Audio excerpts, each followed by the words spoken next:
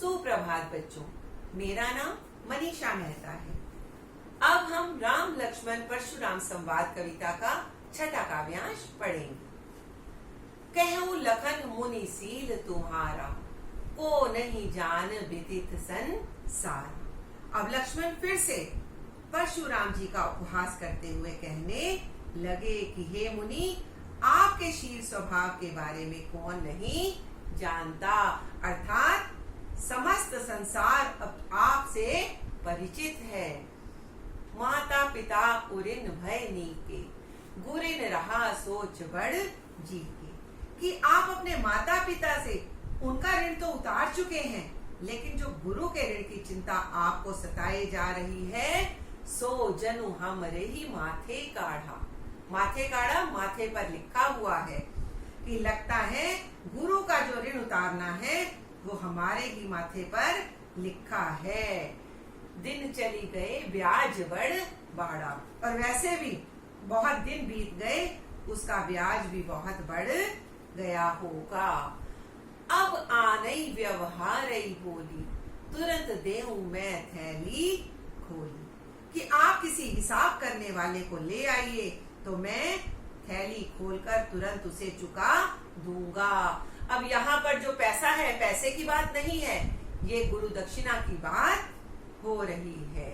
सुनी कटु वचन कुठार सुधारा, हाय हाय सब सभा पुकारा।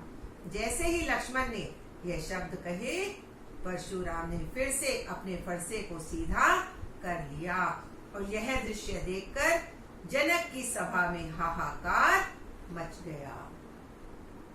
भृगुबर पर सुदिखावहि मोही, विप्र विचार बचो नृप द्रोही। फिर लक्ष्मण ने कहा, मुनि आप मुझे अपना फरसा बार बार क्यों दिखा रहे हैं? मैं आपको ब्राह्मण समझकर छोड़ रहा हूँ। मिलहे न कबहू सुबुट रण घाड़े, द्विज देवता घर ही के बाड़े। ये लगता है आज से पहले युद्ध भूमि में आपका सामना किसी अच्छे पराक्रमी वीर योद्धा से नहीं हुआ है। द्विज देवता घर ही के बाड़े, कि आप तो अपने ही घर में महान श्रेष्ठ बनते आ रहे हैं। अनुचित कहीं सब लोग पुकारे, रघुपति सहने लखन ने वारे। अब रामचंद्र जी आंखों के इशारे से लक्ष्मण को चुप रहने का संकेत करने लगे, क्योंकि ये सारी बातें सुनकर सभा के लोगों ने कहा कि ये बात बिल्कुल अनुचित है। पर जैसे ही लोगों ने कहा कि ये बात अनुचित है, श्री राम ने आंखों के इशारे से लक्ष्मण को चुप रहने का इशारा किया।